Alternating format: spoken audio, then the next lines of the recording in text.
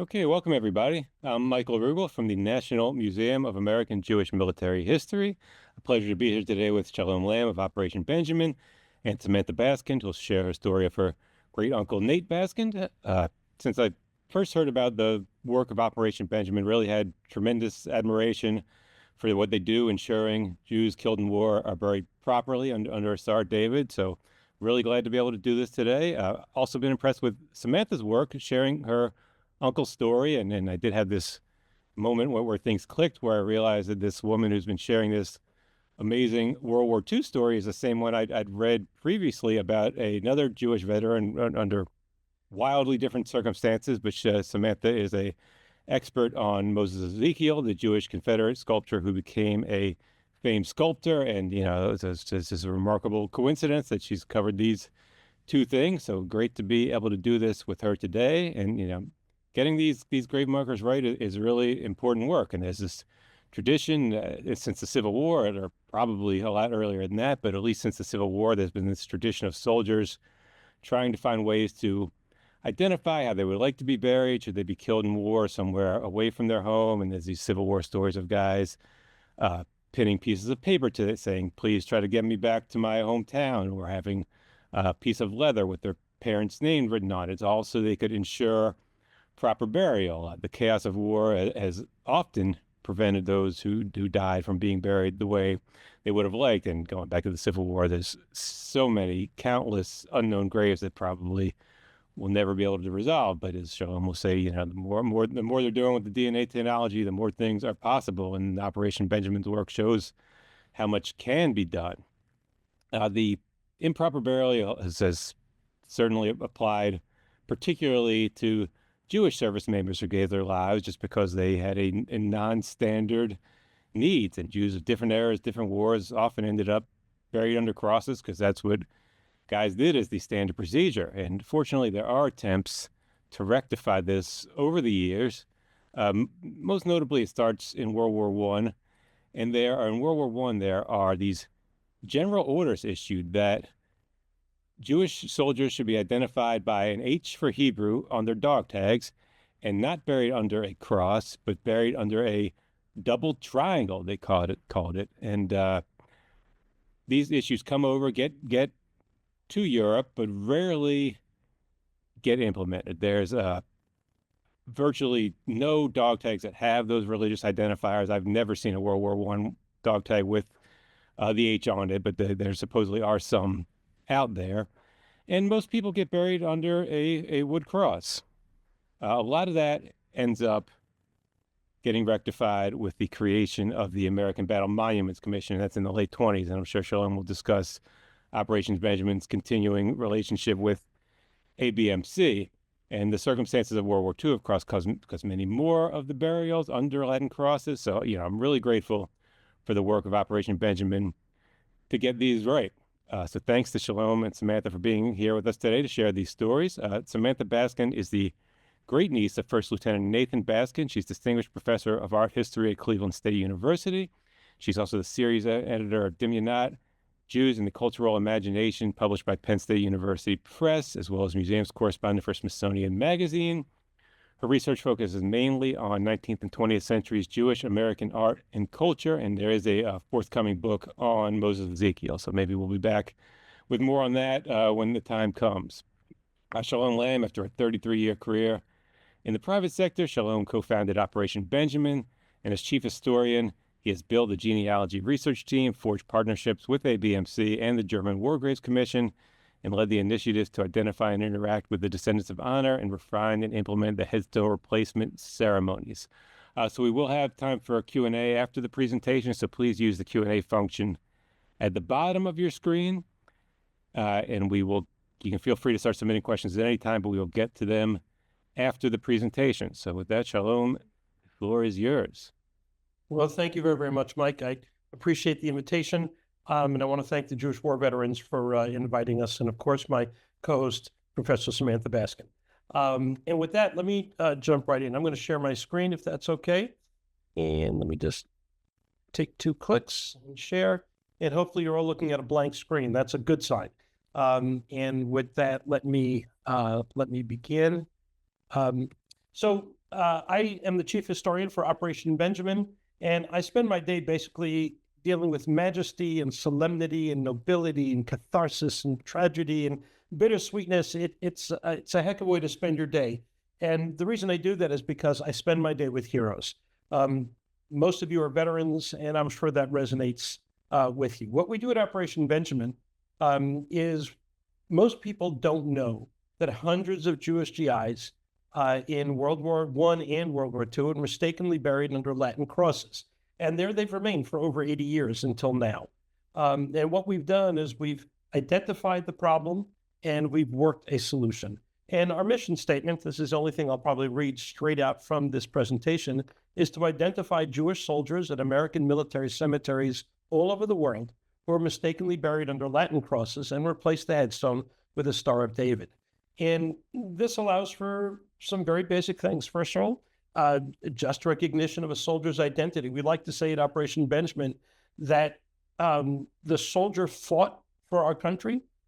They died for our country, but they lost their ability to fight for their own identity. And we fight for that identity and bring that flag home. We provide comfort for the families, and you'll hear more about that when Samantha gives her presentation. And we enable millions of visitors a year who go to America's military cemeteries, foreign military cemeteries, to understand and appreciate that Jews shared the sacrifice in blood and sweat and toil for the cause of democracy and freedom. That's very important, particularly in an age of rising anti-Semitism, that those visual symbols, those visual cues are seen. You know, when you go to an American military cemetery, you see those long, amazing rows of precise crosses.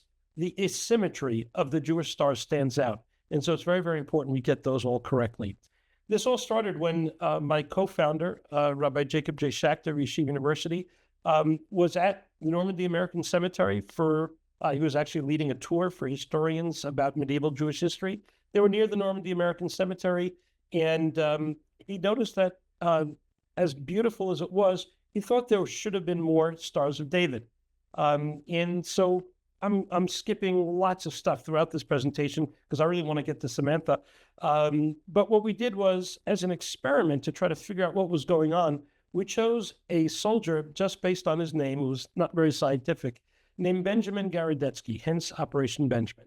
And we said, boy, he sounds Jewish, but he's buried under a cross. What's that all about? Well, there's Benjamin Garadetsky. He was with the 66th Hell on Wheels. He was a combat medic for 3 years. And he was killed in action. That's actually the telegram that his parents received. And he was buried under a cross. We couldn't figure out why that was.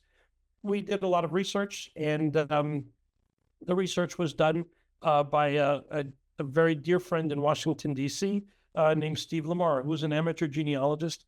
And we found out that indeed, Benjamin Garadetsky was fully Jewish. In fact, his parents were buried, even though they were born in Zhytomyr, Ukraine, moved when he was 6 years old to the Bronx. Wouldn't you know it, his parents were buried about 10 minutes from my house on Long Island, New York. So I went on a hot date with my wife to the cemetery, and we found his parents and his sister. And of course, it was a very, very Jewish cemetery. What's he doing under a cross? So we discovered that he had a P on his dog tag for Protestant. And we'll talk about that in a little while, why people did that. And so we called the American Battle Monuments Commission. We said, wow, we found a mistake. And that call didn't go very well.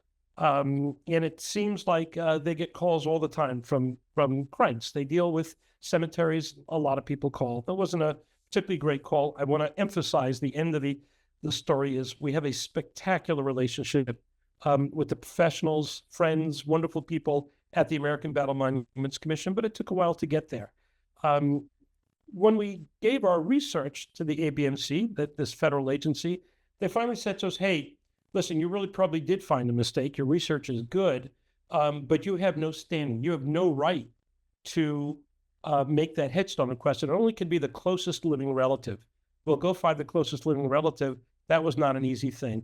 Try as hard as we did, we couldn't do it. And so when we thought we were about to fail, Rabbi Schachter and I spit $200 a piece, and we took an ad in the Jewish Week in New York and put out this advertisement, seeing if we could find a living relative. And wouldn't you know it, somebody called up and said they knew that family. Again, long story short, we found them, and It took us from the time we submitted our research to the ABMC until we got the approval, it took a little over 2 years, but the result was the following.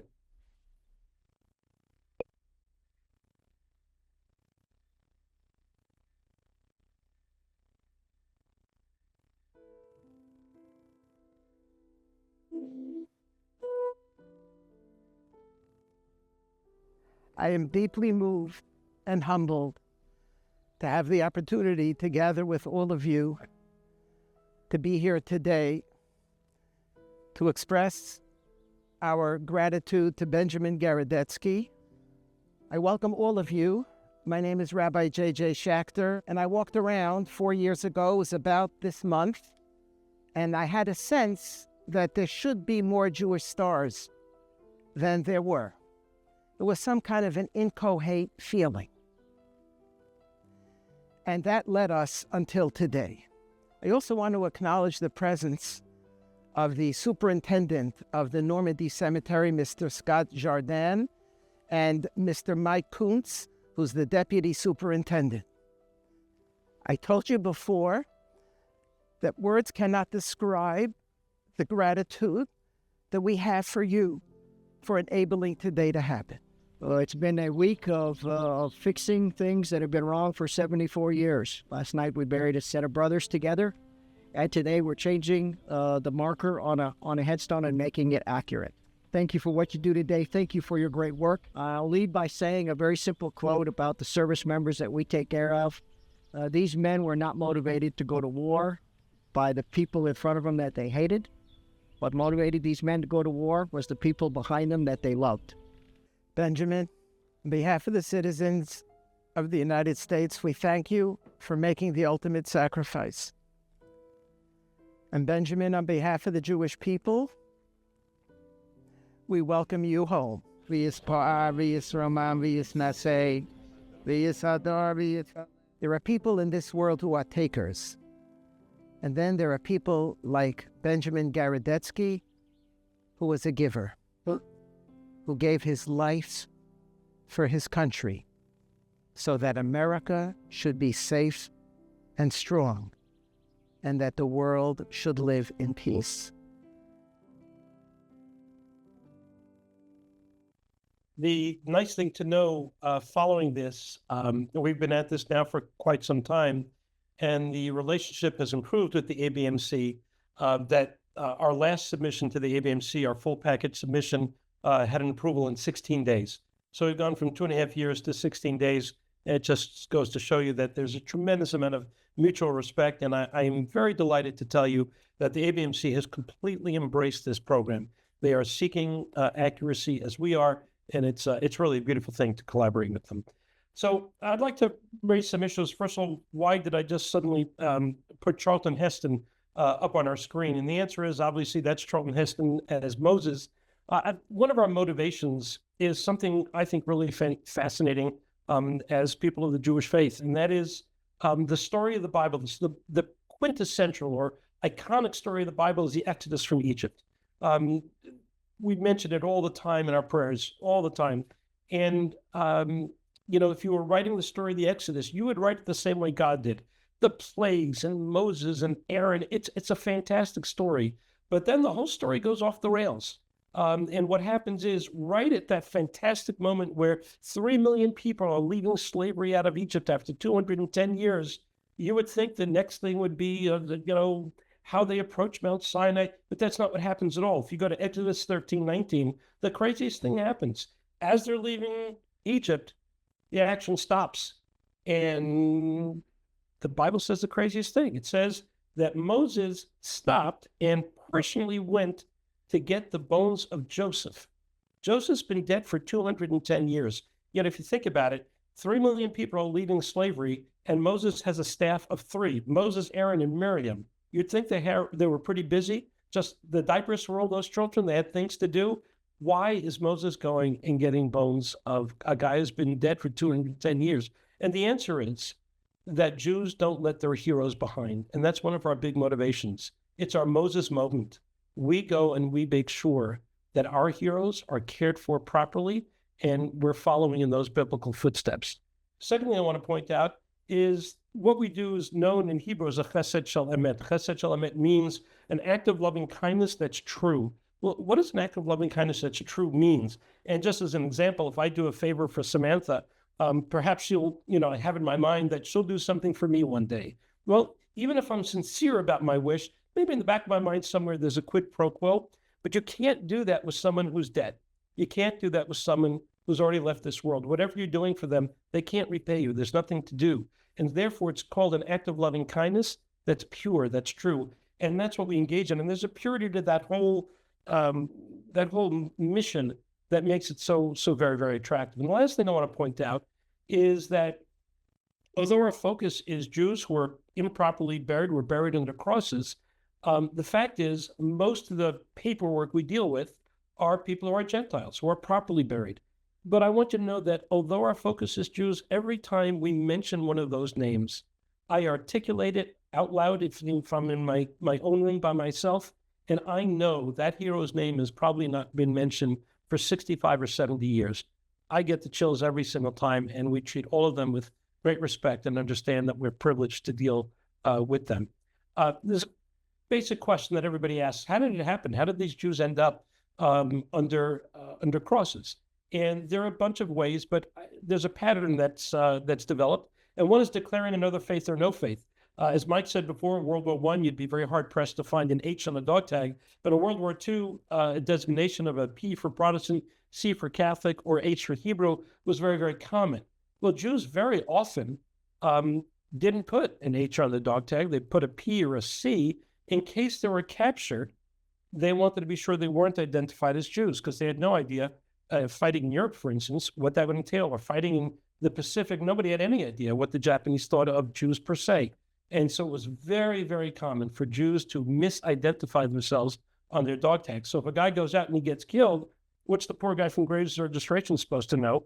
He sees a P or C and properly, from his perspective, puts that soldier under a wooden cross, temporarily. And then when that soldier is buried again, that mistake just continues. Defacing dog tags. If a guy had an H on his dog tag, Sergeant whomever might say before combat, hey, Goldberg, you need to get rid of that H. And they would take a crowbar knife and just deface their own dog tag. So if a Graves Registration guy came over and saw somebody was killed, defaced dog tag, they would default to Christian. That was not an incorrect thing to do, but that's how many of our Jews ended up under the incorrect symbol. And then the last one is multiple burials. Most people fail to realize there were 5,000 Americans killed every month of our involvement in World War II. And this is an age before computers. So there were multiple rebellions in Europe. A soldier was typically buried 4 or 5 times until they were ultimately in a national designated cemetery. In the Pacific was even more. It was 6 to 8 times. So with all those reburials before the age of computers, clerical errors crept in there. And we find them, we see them, they're very, very clear. That's the way a lot of these errors crept in. Excuse me. Before I turn it over to Samantha, I just want to mention a few things. A few of our heroes. I'm going to go through 4 of them pretty quickly, just to give you a sense of who we deal with. Charles and Frank Solomon, 2 brothers born in Los Angeles, grew up in Maine. Charles was the younger brother. He was a tail gunner of a B-25. He was killed in 1943, in November of 1943. His older brother, Frank, was a pilot, a heavy bomber pilot who was on loan to the RAF. He knew that his younger brother was killed, ultimately buried in the Normandy American Cemetery under a cross. His older brother, Frank, took off 2 months later in a British Lancaster heavy bomber, and he was shot down and he was killed. And it always amazes me. He was buried in the Ardennes American Cemetery, again under a cross. We changed those 2 headstones 1 day apart. And it always amazed me, really amazed me, how Frank could have gotten in that plane and taken off knowing his brother had already been killed. Those of you who are World War II historians know full well that air crews needed originally 15 missions to get their ticket home. Well, in late 1943, no air crew had ever done that. And so statistically, their chance of surviving that 15 missions was statistically 0. And yet they went and they did it. It just amazes me and will never stop amazing me. Next soldier, just as an example, is Major Maxwell Papert. One day, someone's got to do a movie about him. He's right out of Hollywood. He was an older man. He was killed when he was 38 years old. Papert was a world-famous psychologist and dealt with youngsters, with children. He very much wanted to join the war effort. He was rejected by the military because he couldn't pass a physical. Funny enough. So what he started doing is giving lectures at the YMHA, on 92nd Street Y in Manhattan, about psychological warfare. And wouldn't you know it, the OSS, which is the forerunner to the CIA, they started coming to his lectures and listening. And so what they did was they offered him a chance to join the Army and waive the physical, which they did. He became a combat commander, a very successful combat commander.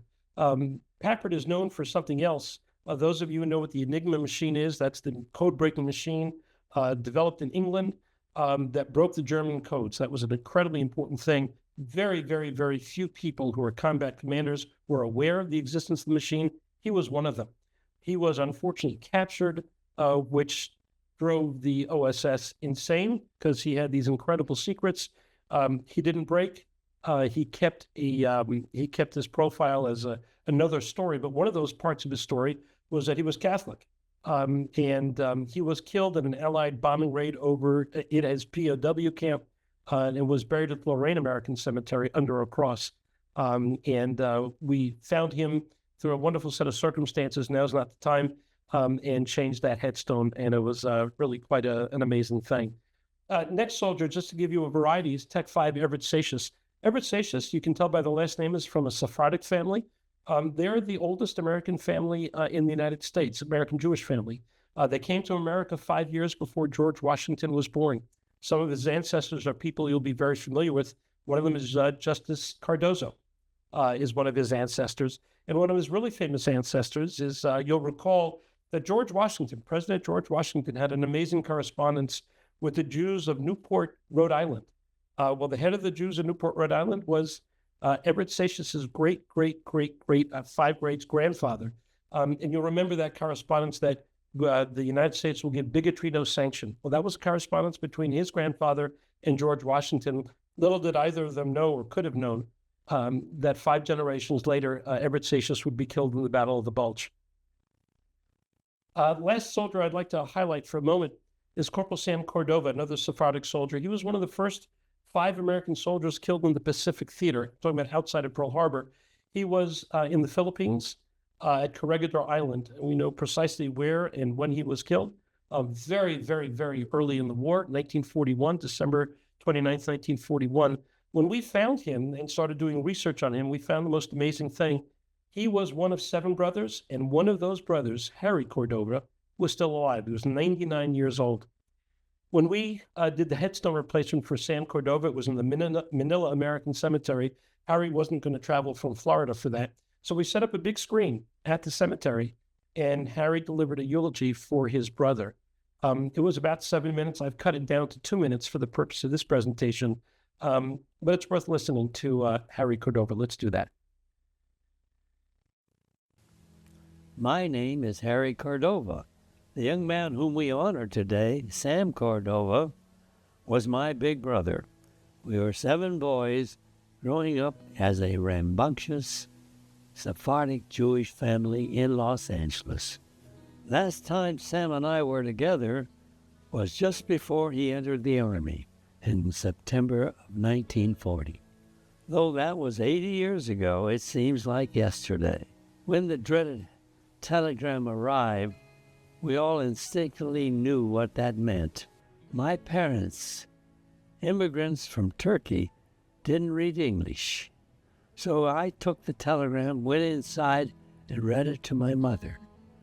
You can imagine that it was a very tough day. It's hard to lose a loved one. It's very hard to lose someone so young, and it's hard to lose someone in the war. War is a terrible thing. After Sam died, my brother Leo and his wife Eleanor of blessed memory named their son in memory of our brother. Sam Gary Cordova was born 2 years after the death of our brother. This fine young man joined the Marine Corps when he grew up and became a F-4 fighter jet pilot. He was killed in action over Laos in the Vietnam War in August of 1972.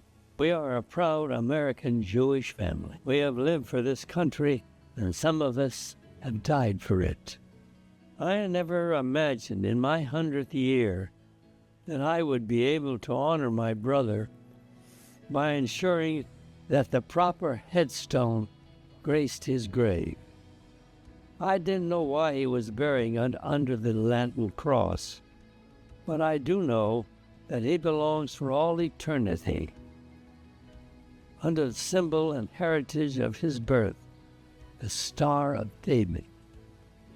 My wife Pat and I want to thank you all so very much, blessing and honoring our family in this very special way. Thanks again.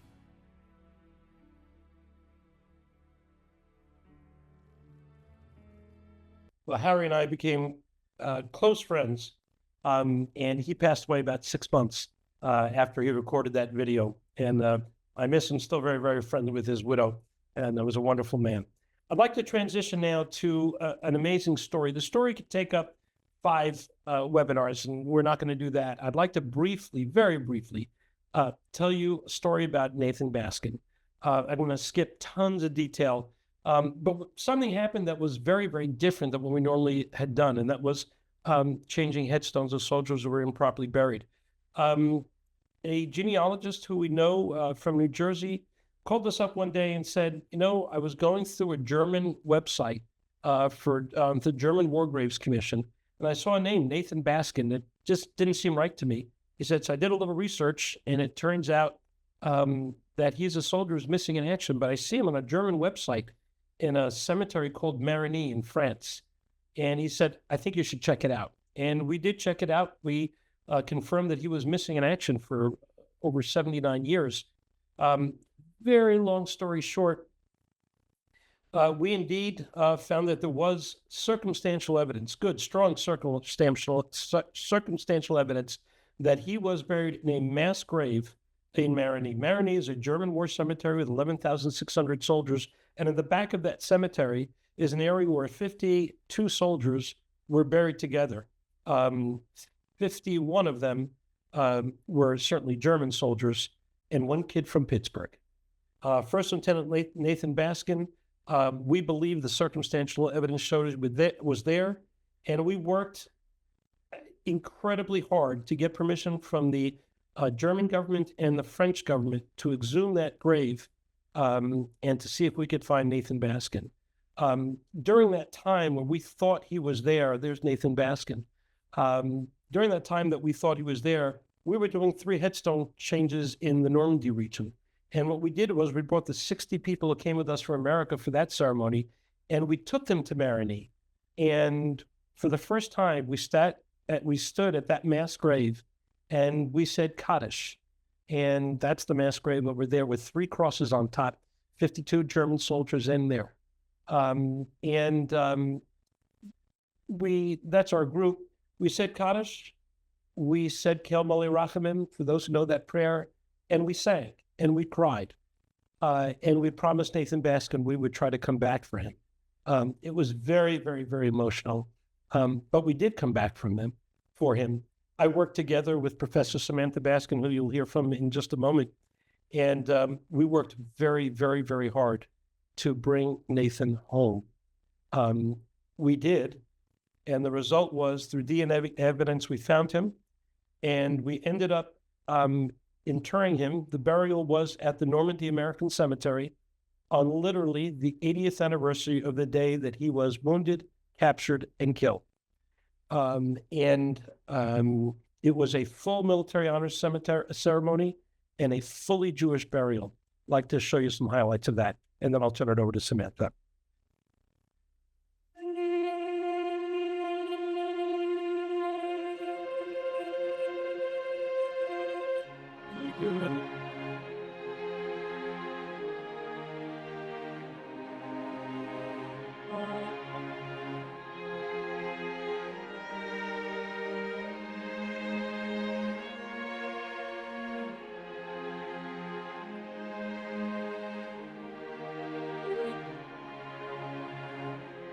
Welcome to the making of history.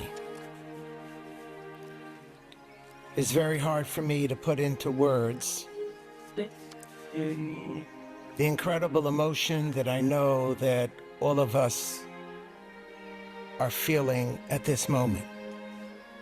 After a very long journey, we bring him home. Nathan B. Baskind is today being reunited with his country and with his people. Baruch shehechiyanu, v'kiyamanu v'higiyanu, lazman hazeh.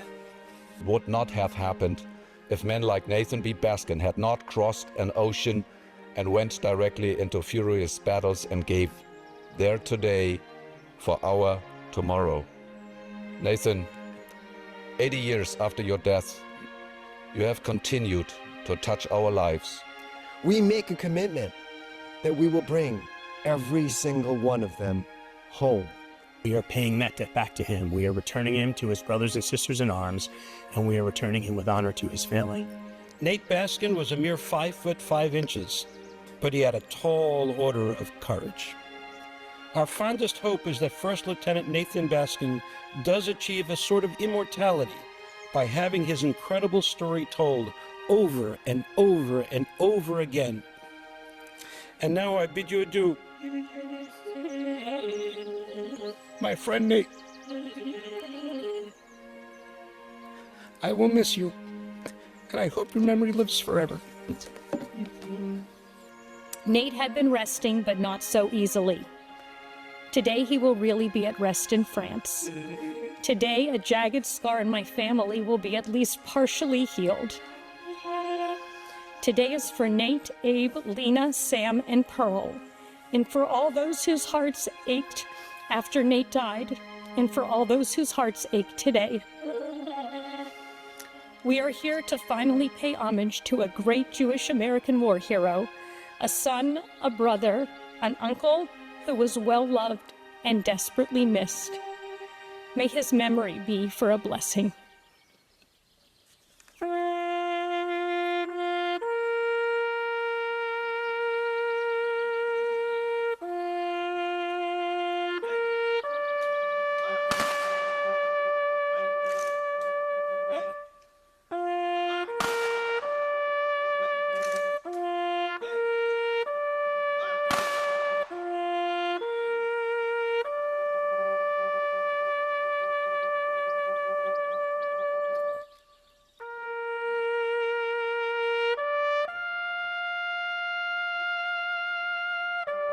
First Lieutenant Nathan B. Baskind, on behalf of the citizens of the United States of America, we thank you for your service. And Nate, Uncle Nate, on behalf of the Jewish people and on behalf of the citizens of the United States of America, we welcome you home.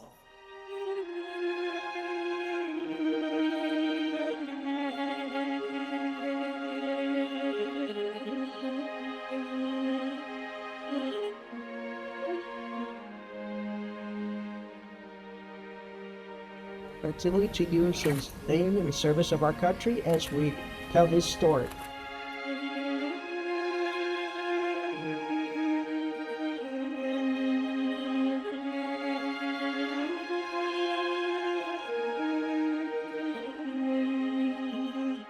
Nate's journey and our journey is complete. Thanks, you.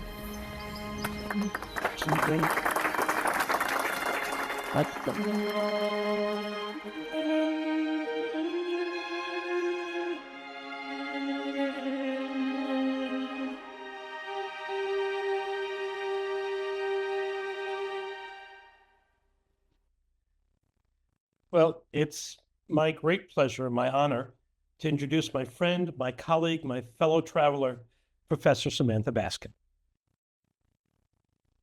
Thank you, Shalom. That is beautiful. I still get emotional watching the video. Thank you for all the work you do on behalf of our soldiers, and thank you especially for the work that you did on behalf of my Uncle Nate.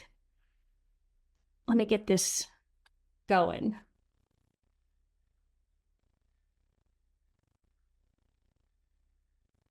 Is the full screen showing? Yes. Now it is. All right, wonderful.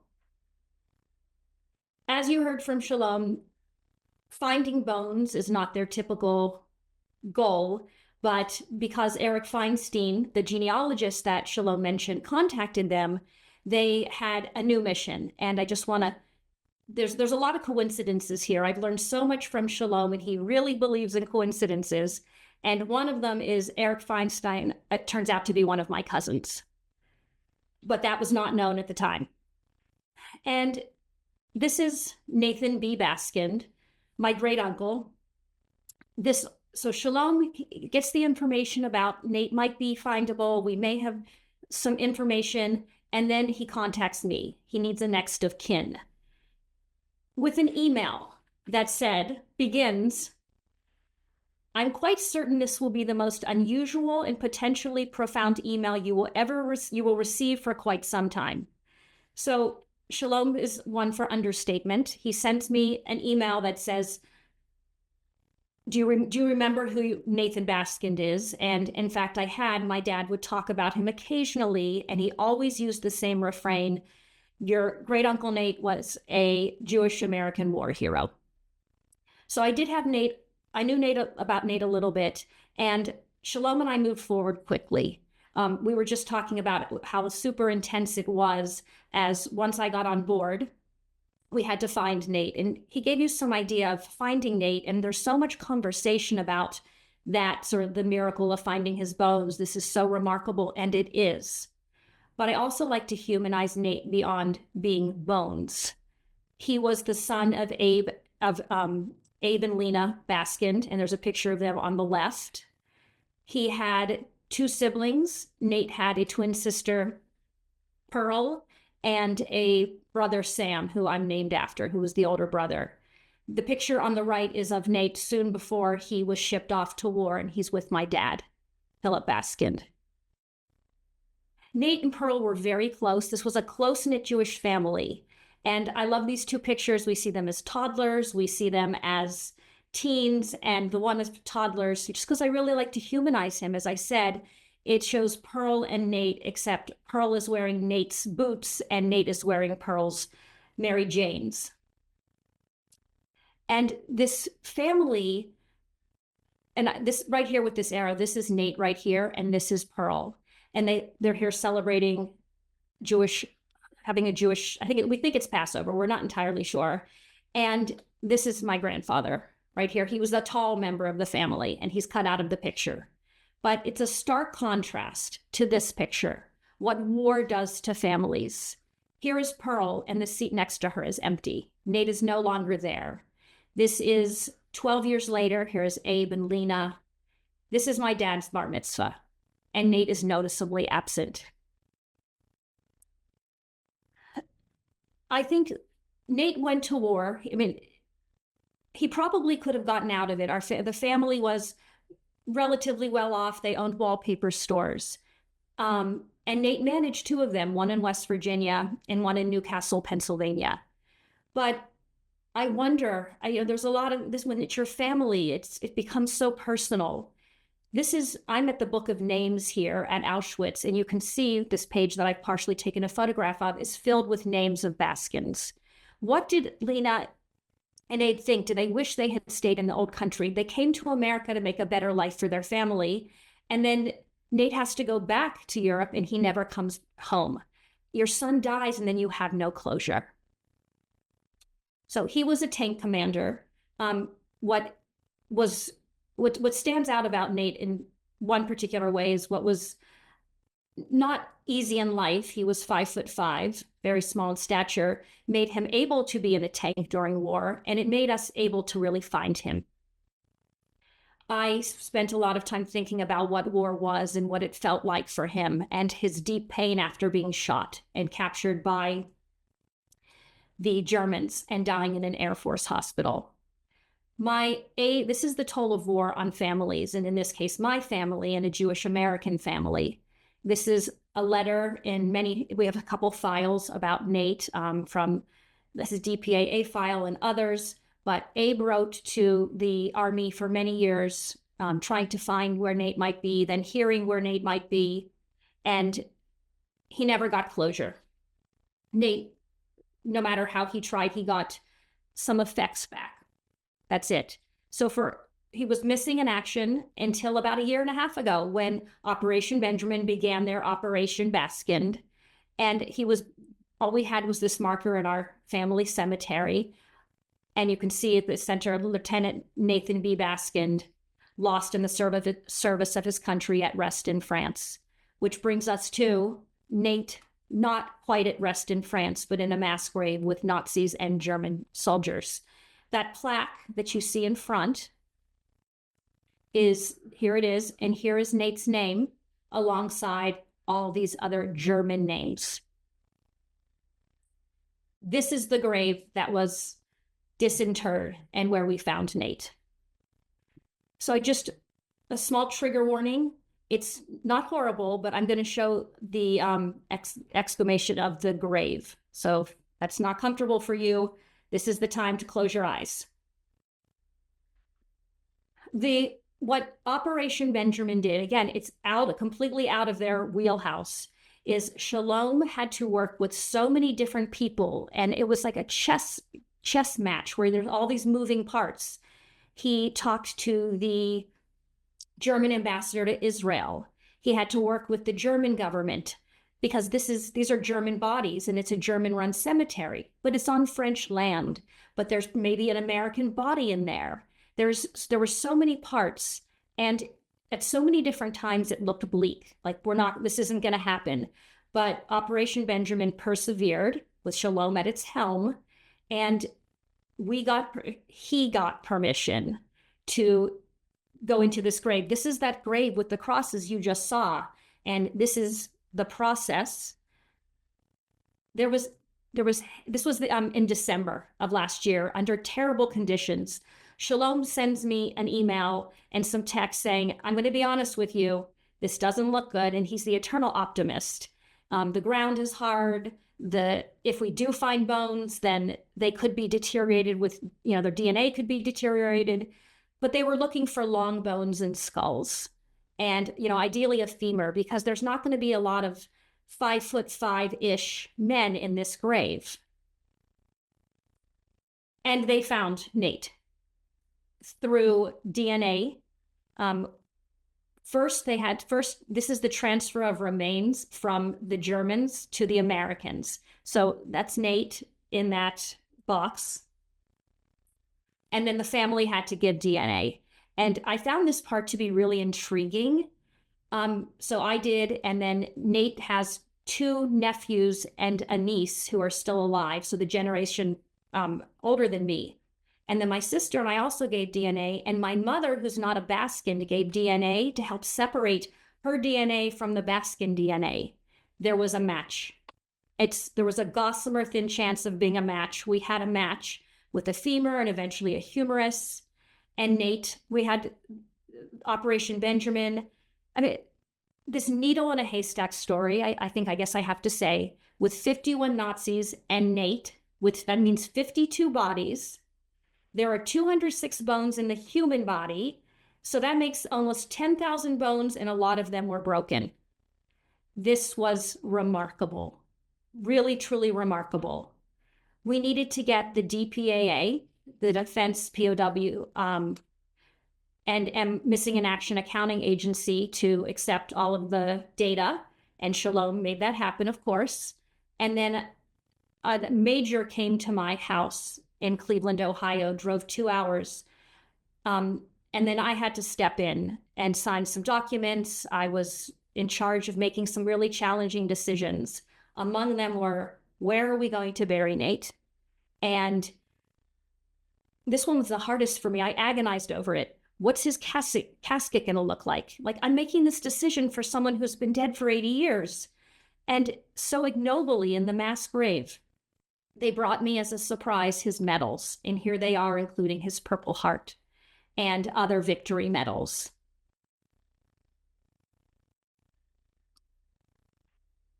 So I could, as Shalom said earlier, we could go on for hours and hours of just the machinations of trying to find Nate. It's remarkable and it's beautiful, and he was buried so nobly and with such honor. And I do want to mention that when I came home from this ceremony, I got over 100 messages on LinkedIn and Facebook, and people found my email online saying, we heard about this story and it's so beautiful. It was in the news quite a bit. Thank you so much for doing this. This is Nate's Star of David, finally buried under a Star of David. And donations came in to me in honor of your Great-Uncle Nathan Baskind to so many different organizations. The outpouring of love for him was remarkable. This is the Wall of the Missing. You can see the rosette right here that I put in the wall to show that he's no longer missing. I think about Lena and Abe and Pearl and Sam and how much this would have meant to them. So he's been honored twice more, and he worked in Newcastle, as I mentioned.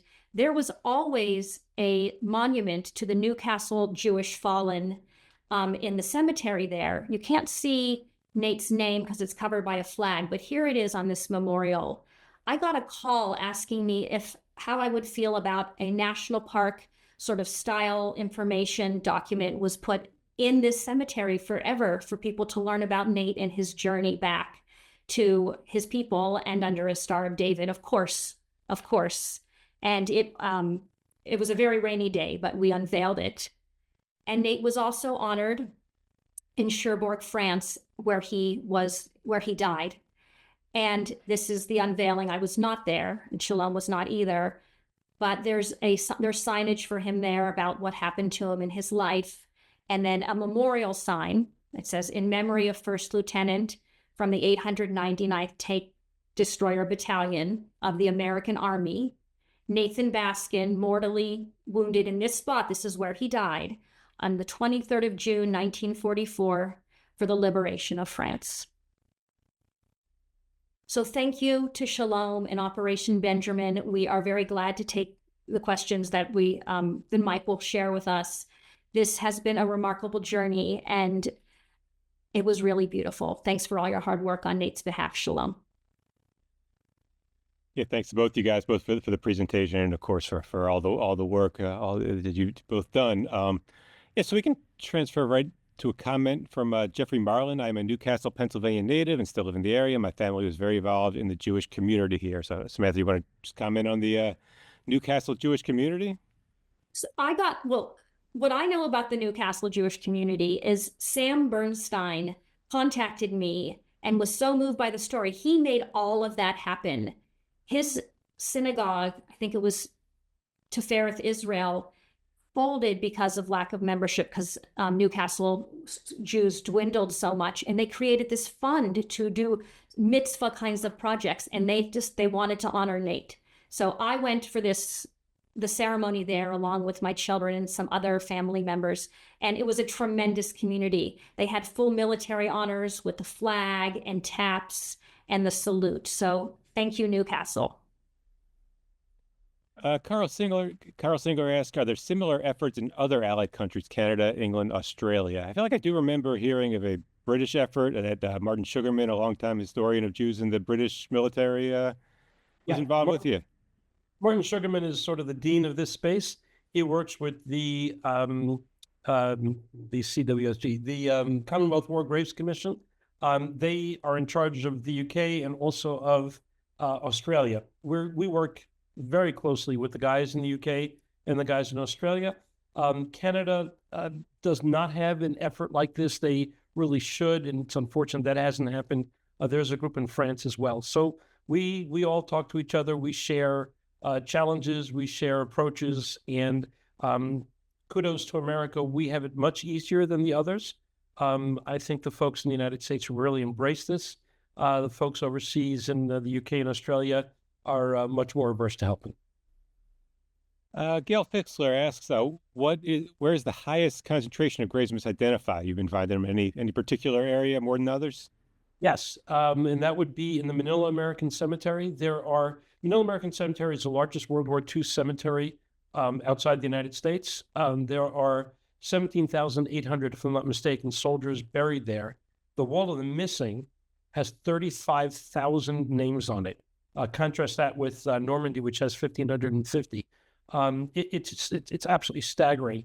And the reason that there are so many misidentified Jews there, it was so far away from mainland USA that after the war, the chance of somebody visiting and seeing a mistake was infinitesimally small. And so we think there are at least another 100 soldiers we will find just in the Manila American Cemetery. Wow. Carl Singer commented about Maurice Rose, Major General Maurice Rose. When 45-year-old Rose was buried in Mugrodden, the military placed the Star of David above his grave. After a review of his records, the Army replaced the star with a cross after finding the Adel is Protestant as his religious affiliation. So I think there's something like 5 different records where he chose something other than Jewish as his identifier on his records. At the same time, he's writing letters home in Yiddish, and the son and grandson of rabbis. And actually, let me combine this with the next statement, and then I'll let you go, Shalom. Why is Airman John Levitow, Medal of Honor recipient from the Vietnam War, buried under a cross at Arlington? And I think I can give the simple answer, which is that's what his family wanted. John Levitow was an active member of Jewish War Veterans of the USA. We have his membership card that states, I certify I am of the Jewish faith, but he seems to have lived his life with his family pretty much as a Catholic. So I guess what I'm drawing from this question for you, Shalom, is sometimes these are really complicated. And how do you deal with when the Jewish identity is not straightforward? Sometimes these are very, very, very complicated. And sometimes we have to make a judgment call, whether this is worth pursuing. It matters very, very, very much to us what the soldier we think would have wanted. It's very, very critical. The case of Major General Maurice Rose is extremely complex. I will tell you that I have personally been working on this for 4 years intensely. There's a tremendous amount of activity going on behind the scenes. The American Battle Monuments Commission is fully involved. There is no question, let me put this all to rest. With 100% certainty, I can say Major General Maurice Rose belongs under a Star of David. The fact that he is under a Latin cross is a historical error. It is wrong historically. It is wrong with respect to the truth. I believe it is wrong with respect to what his widow would have wanted, even though she was not Jewish. It's quite a controversy. I will continue to work on this to my last breath. It is wrong that he's buried under a cross. I say that with absolute certainty. Hal Hennig, where did Charles Solomon serve? You're the Pacific. You want to give a quick overview of what the Solomon service? The Solomons, both Solomon brothers served in Europe. Again, they were killed 2 months apart from each other. There's actually a third Solomon brother, David, who was also in the Army. He was in the U.S., never made it overseas. And once both of his brothers were killed so quickly, his mother appealed to the Army, and they kept him stateside. And here's a statement from Louis Stone. I serve on the board of our local shul in Morristown, New Jersey. In 1946, our sisterhood commissioned a plaque to honor the memory of the 5 young men of our congregation who gave the ultimate sacrifice. More than 140 young men and women of our congregation served. It's interesting to me that when non-Jewish community members come to our shul, they always stop at the plaque. It seems that folks in our community had not considered that Jewish people are full, proud citizens of the U.S. So, yeah, I think all of the work that I think all of us do is kind of you're getting to really the main point, Louis. Thank you. Absolutely. Harvey Weiner asks, how many successes have you had in identifying deceased Jewish soldiers buried under a cross? 32. We have 32, and I'm proud to say that our first 2 World War I soldiers have been approved. The first one is the Arlington National Cemetery. And the reason we don't normally do cemeteries in the United States for a very, very simple reason. In World War II, if you had someone buried in the United States, there was a 99.999% chance that a family member was there. If there was a mistake, they would have caught it right then and there. So we really don't normally deal with burials that are domestic. World War I is very, very different. If you think about it, the world was much larger in World War I. It shrinks. If you want to go to Israel today, where I am now, by the way, if you want to go to Israel today, you go online, you go to Expedia, and in 10 minutes you have a ticket, and 9 hours later you're in Israel. In World War II, and after World War II, to get to France, that took weeks, and France was devastated. In World War I, if you had a brother who lived in South Dakota and you were being buried in Arlington National Cemetery, there's no way you were going to make that trip. And so we found our first World War I soldier who will be, the headstone replacement will take place on April 7th at 3 p.m. at the Arlington National Cemetery. You are all invited. Yeah, so yeah, we'll help you spread the word as much as we can. So that'll be right here in our backyard, and yeah, so that's thank you for continuing the work, and good to see it's getting into the domestic cemeteries. Let's see, we have a Nelson Mellix. Nelson Mellix, do you still have the option to bring back the remains to a U.S.-based cemetery like ANC? Have you been involved in repatriation to the U.S.? That is a great question. Once in December of 1950, Congress enacted a law which made the American foreign cemeteries shrines of the United States. Nothing can be moved in or out of these cemeteries, with the exception of a case like Samantha Baskind and Nate Baskind. If somebody is an unknown or missing in action and becomes known, then you have the option of repatriating that body to the United States or burying them in the cemetery they would have been buried in this case, of Nathan Baskind of the Normandy American Cemetery. But once somebody is interred there post-1951, you cannot be moved. There's nothing in the world that will make that happen.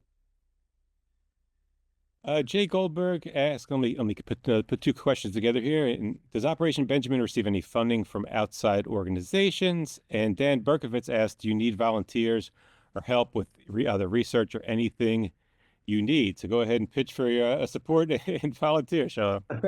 I will tell you, and Professor Baskin knows this well, we do not accept funds from families of the fallen. That's a very hard and fast rule that we have.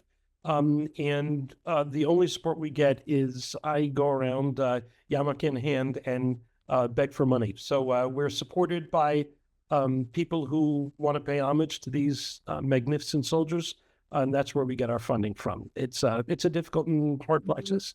In terms of volunteers, I hope I don't insult anybody, but most volunteer letters start with, "I'm a retired lawyer. I want to do something different." Most letters start like that. The truth is, we have 3 full-time genealogists. The type of genealogy we do is very, very specialized. These are really highly regarded professionals.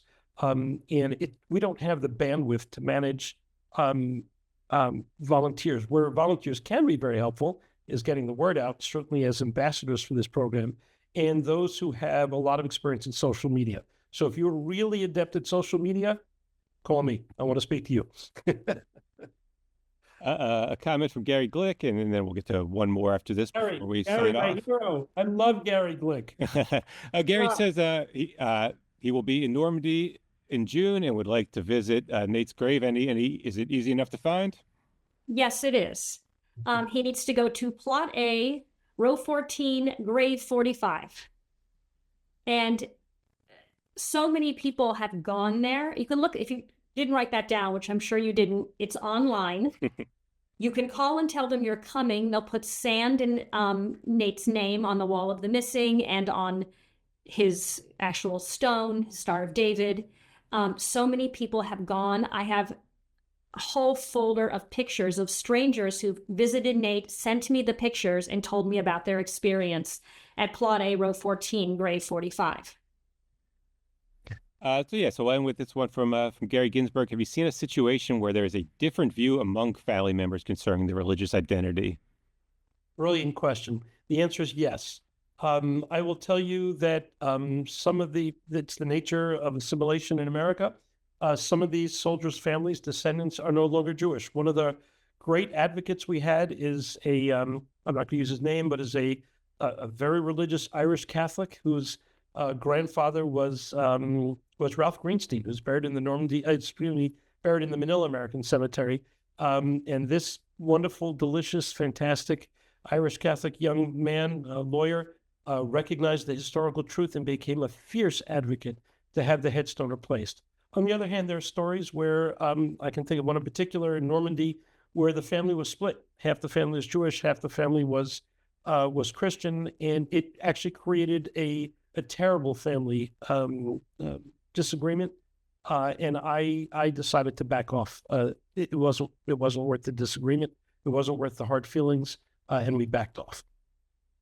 Yeah, thank you. Yeah, a couple of people asked about the recording of this program, so we did record it and hopefully have it up on our YouTube channel, maybe as soon as tomorrow, but within a few days, and we will send that out to everyone who registered. So, yeah, Samantha, Shalom, do you have any final thoughts before we sign off?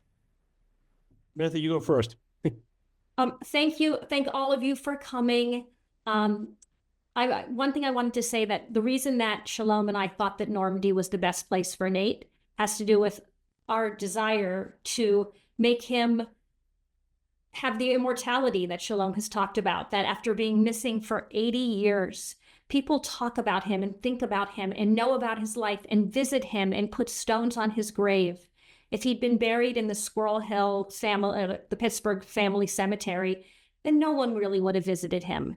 And so he's become a larger symbol. And for that, we are both very grateful. He's a symbol of hope now. I couldn't have said it better than Samantha, so I'm not going to say anything. I like what she said. I'm just going to say ditto. And by the way, getting to know Professor Baskind, working with her very intensely, is one of the great joys of this whole experience. Okay, yeah, we have a fan club. Thank you very much, Shalom. Yeah, thanks for everything both of you guys do, and thanks for everyone for being on. And I'll let you guys go. Both of you can go to sleep now.